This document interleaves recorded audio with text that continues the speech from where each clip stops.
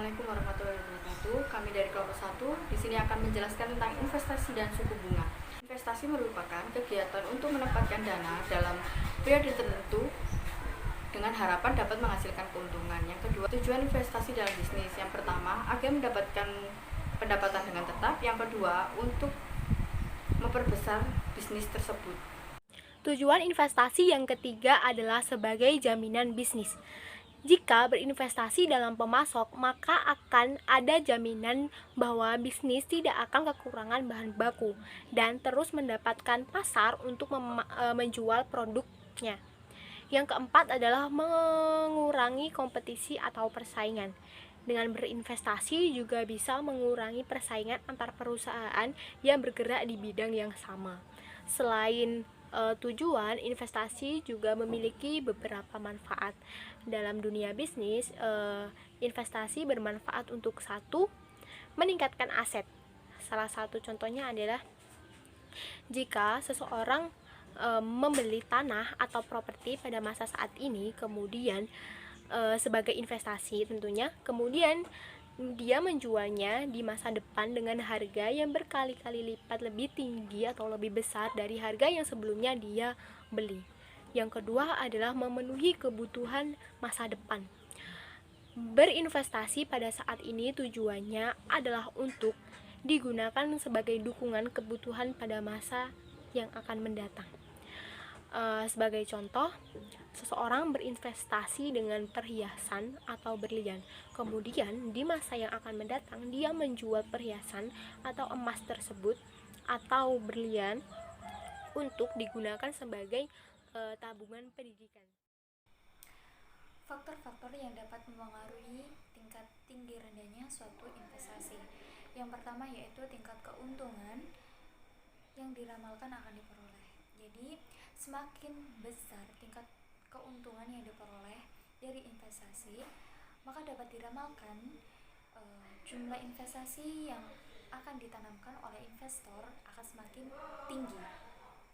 Dan sebaliknya, jika tingkat keuntungan yang diperoleh semakin rendah, maka dapat diramalkan pula jumlah investasi yang akan ditanamkan oleh investor akan semakin rendah atau turun. Jadi kita bisa meramalkan investasi di masa depan dengan melihat tingkat keuntungan investasi di masa sekarang. Faktor yang kedua yaitu suku bunga. Kenapa suku bunga? Karena suku bunga ini dijadikan suatu patokan oleh investor untuk berinvestasi, di mana persentase keuntungan yang didapat harus lebih tinggi daripada persentase bunga. Persentase bunga di sini maksudnya suku bunga itu. Jadi ada dua alasan kenapa tingkat keuntungan, persentase keuntungan itu harus lebih tinggi dari persentase suku bunga. Yaitu yang pertama, jika investor menginvestasikan menggunakan uang pinjaman, maka investor tidak akan rugi karena investor dapat membayar bunga pinjaman tersebut dengan keuntungan yang telah diperoleh. Tapi sebaliknya, jika keuntungan yang diperoleh itu lebih rendah dari suku bunganya, maka keuntungan yang diperoleh tersebut tidak cukup untuk membayar bunga pinjaman tersebut. Faktor keempat yaitu kemajuan teknologi, di mana seperti yang kita ketahui bahwasanya teknologi semakin hari semakin berkembang. Hal itu yang mendorong keinginan pengusaha untuk memiliki teknologi baru tersebut yang digunakan untuk memaksimalkan produksinya. Nah, dengan begitu, itu yang mendorong pengusaha untuk melakukan investasi, di mana keuntungan yang dihasilkan dari investasi tersebut digunakan untuk mengembangkan mengembangkan produksinya, ya dengan cara membeli barang-barang baru tersebut, teknologi baru tersebut. Oke. Faktor yang kelima yaitu tingkat pendapatan nasional, dimana kita ketahui bahwasanya jika tingkat pendapatan nasional tinggi, maka pendapatan masyarakat itu semakin besar. Karena pendapatan masyarakat semakin besar, maka itu berdampak pada tingkat permintaan barang dan jasa. Ketika permintaan barang dan jasa naik, maka para pengusaha berlomba-lomba untuk meningkatkan produksinya. Ya, karena untuk meningkatkan produksinya tersebut, nah itu yang mendorong para pengusaha untuk melakukan investasi. Keuntungan yang investasi tersebut digunakan untuk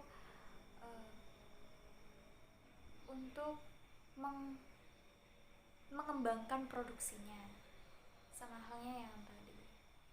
Intinya investasi itu digunakan oleh pengusaha, digunakan untuk mengembangkan usahanya. Dan yang terakhir, faktor yang terakhir yaitu keuntungan perusahaan.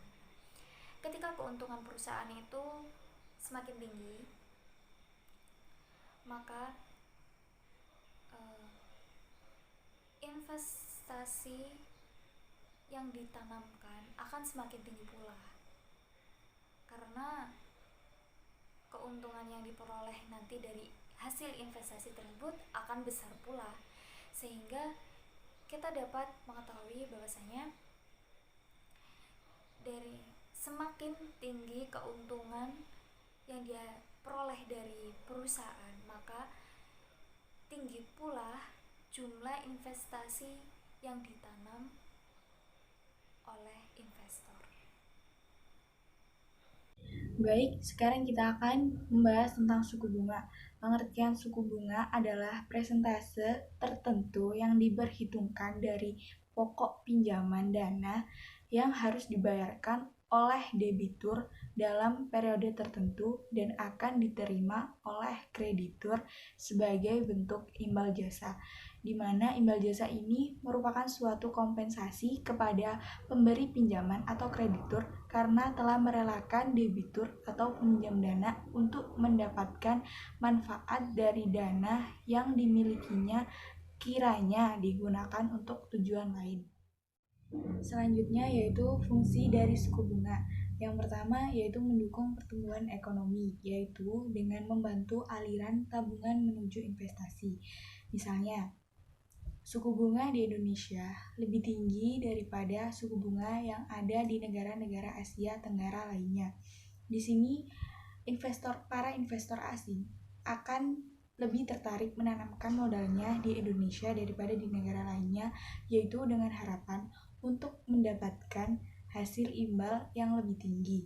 Yang kedua yaitu untuk mendistribusikan jumlah kredit yang tersedia, yaitu dengan memberikan dana kredit untuk proyek investasi yang menjanjikan hasil tertinggi. Fungsi suku bunga yang ketiga adalah menyeimbangkan persediaan uang dengan permintaan uang dari suatu negara. Yang keempat adalah alat penting mengenai kebijakan pemerintah melalui pengaruhnya terhadap jumlah tabungan dan investasi. Jenis-jenis suku bunga ada dua, yaitu yang pertama menurut Novianto. Berdasarkan bentuknya, suku bunga dibagi menjadi dua. Yang pertama yaitu tingkat bunga nominal. Tingkat bunga nominal adalah tingkat bunga dalam nilai uang. Suku bunga ini adalah nilai yang dapat dibaca secara umum. Suku bunga ini menunjukkan sejumlah rupiah untuk setiap 1 rupiah yang diinvestasikan. Yang kedua adalah tingkat bunga real. Tingkat bunga real adalah tingkat bunga yang telah mengalami koreksi karena inflasi dan didefinisikan sebagai tingkat bunga nominal dikurangi tingkat inflasi. Jenis-jenis suku bunga. Berdasarkan bentuknya, suku bunga dibedakan menjadi dua, yaitu tingkat suku bunga nominal dan tingkat suku bunga real. Sedangkan berdasarkan sifatnya sendiri, suku bunga dibagi menjadi dua juga, yaitu bunga deposito atau simpanan dan juga bunga kredit atau pinjaman. Nah, untuk pengertian bunga deposito sendiri yaitu adalah secara definisi harga tertentu yang dibayarkan oleh pihak bank kepada nasabah sebagai balas jasa atas simpanan yang dilakukannya. Nah, jadi maksudnya apa? Secara sederhana tuh begini, deposito itu adalah cara gimana uang kita simpen tapi bertambah. Nah, gimana tuh? Nah, buat kamu yang tertarik pengen nyimpen duit takut hilang tapi pengen nambah juga, nah caranya deposito. Nah, biasanya deposito itu ada syarat-syarat atau kebijakan tertentu dari masing-masing bank gitu loh. Jadi semisal nih saya pengen buka rekening deposito, nah tapi itu ada jangka waktunya, ada jangka waktu 1 bulan, 3 bulan, 6 bulan, dan 12 bulan. Nah, saya mau melakukan deposito uang saya tapi saya hanya punya uang 1 juta. Nah, ada bank yang menyediakan kriteria itu minimal simpanan 1 juta dengan bunga sekian persen. Nah, saya taruh uang saya di bank senilai 1 juta itu selama 1 bulan. Nah, selama 1 bulan itu saya nggak boleh ngambil uang saya di bank selama 1 bulan. Nah, setelah sampai 1 bulan, saya mau narik uang saya nggak apa-apa dong karena udah jatuh tempo selama sebulan. Nah, selain saya bisa ngambil uang tabungan saya nih, saya juga bisa dapat keuntungan dari bunga yang ditawarkan oleh bank tersebut. Jadi 1 juta plus bunga yang saya terima dari bank. Itu sangat menarik karena kita bisa nyimpen duit, nggak takut hilang, dan juga bertambah. Itu adalah cara menyimpan uang dan bisa menambah uang kita secara aman dan terjamin tentunya. Nah, untuk menghitung pendapatan deposito kita yang berjatuh tempo, yaitu dengan cara setoran pokok ditambah keuntungan bunga deposito dikurangin pajak. Untuk lebih jelasnya bisa kalian lihat di sini.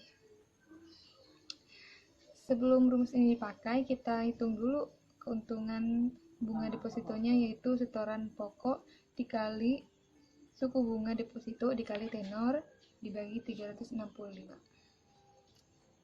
Lalu kita hitung pajak depositonya, yaitu tarif pajak dikali keuntungan bunga deposito. Selanjutnya, untuk menghitung pendapatan deposito kita per bulan dengan cara mengalihkan suku bunga dengan setoran pokok deposito dikali 30 hari dikali 80% dibagi 365 hari. Nah, maksudnya di sini yang 80% itu keuntungan kita, keuntungan bersih kita selama kita deposito di bank tersebut. Sebenarnya kan keuntungan kita 100% tuh, tapi ada pajaknya juga di deposito. Pajaknya sekitar 20%. Jadi 100% dikurangi 20% sama dengan 80%. Nah, keuntungan bersih kita nanti sekitar 80% dari bunga yang ditawarkan oleh bank tersebut. Ya.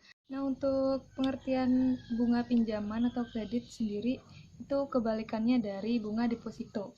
Nah, kalau deposito kita yang dapat bonus dari bank, sementara kalau kredit ini kita yang ngasih bonus ke bank gitu. Soalnya kita minjem, kredit yaitu minjem.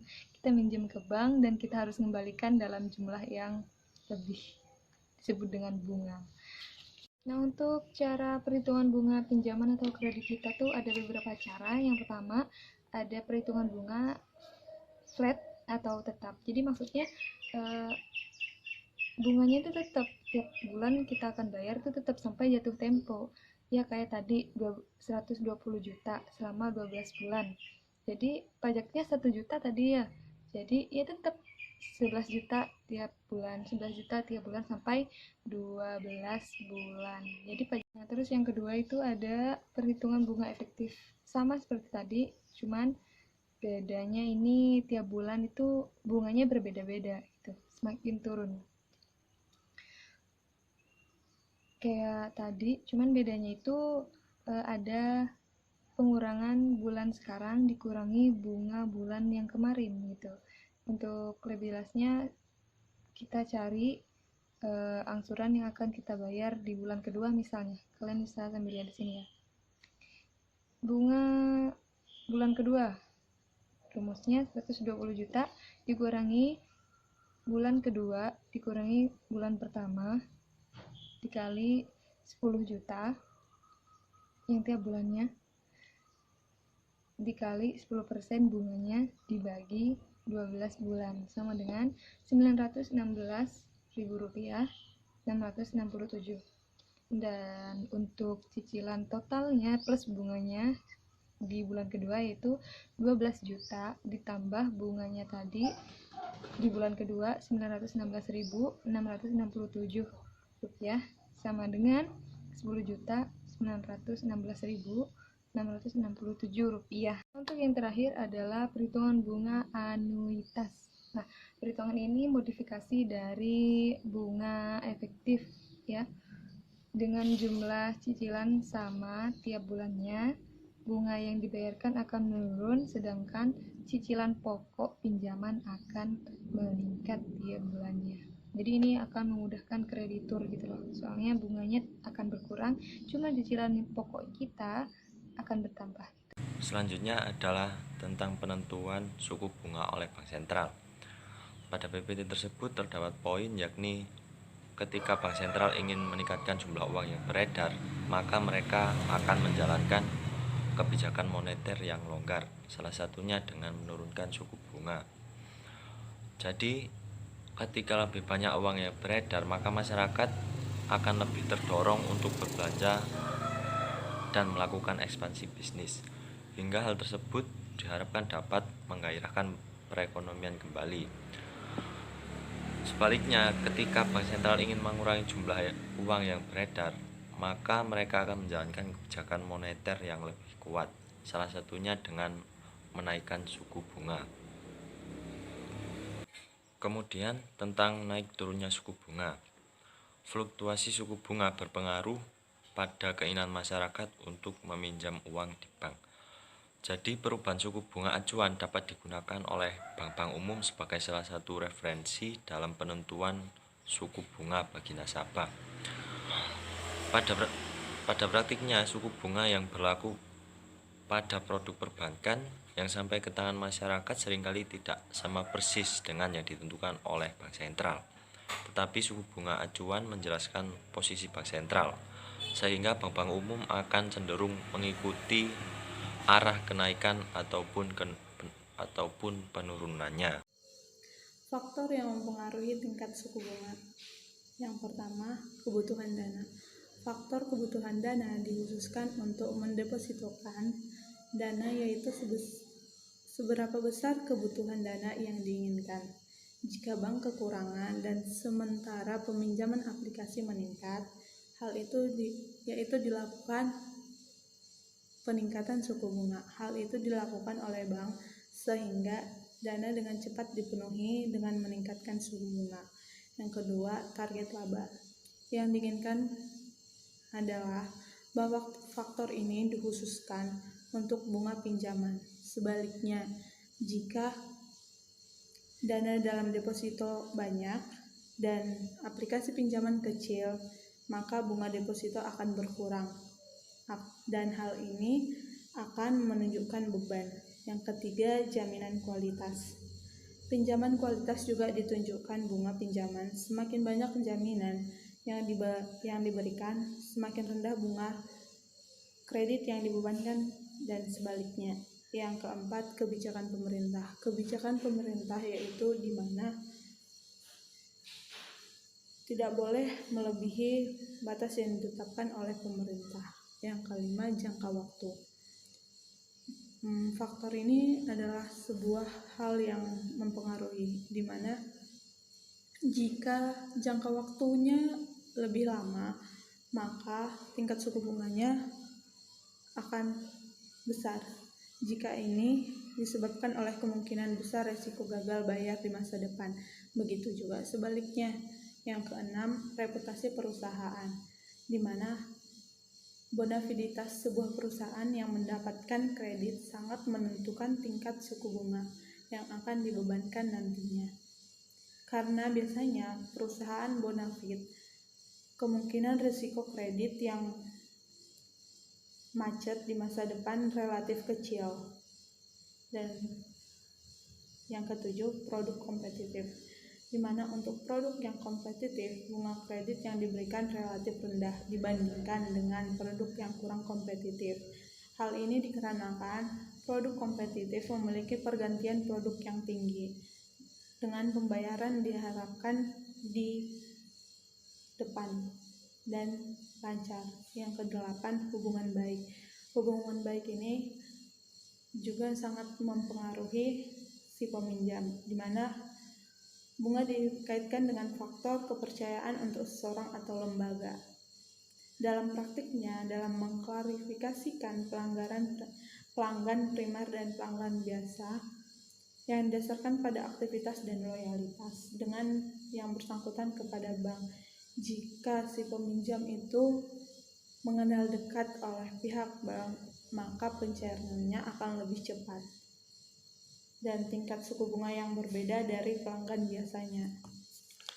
Yang kesembilan yaitu kompetisi, di mana dalam kondisi ketidakstabilan dan bank kekurangan dana, sementara tingkat persaingan untuk dana simpan cukup tepat, bank harus bersaing keras dengan bank lain untuk bunga pinjaman, yaitu harus di bawah bunga pesaing lain sehingga akumulasi dana dapat disalurkan.